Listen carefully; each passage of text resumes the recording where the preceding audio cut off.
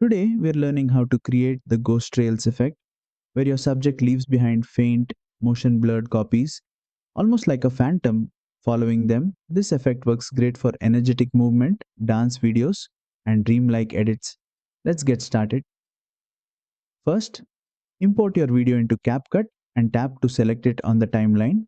Now, head to the effects panel in the bottom toolbar.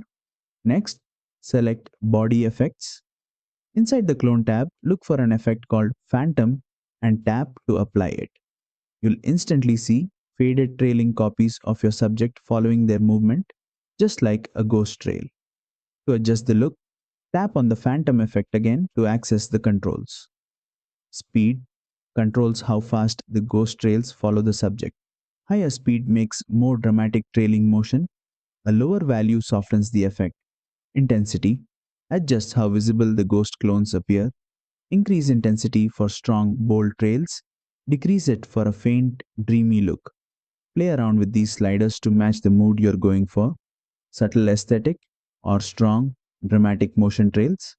Once you're done, preview the video and you'll see stylish movement trails behind your subject. And that's it. You've successfully created the ghost trails effect in CapCut Mobile. Use it creatively in dance, action, dreamy, or spooky videos to make your visuals stand out. If you found this helpful, don't forget to like, share, and subscribe for more CapCut Mobile tutorials.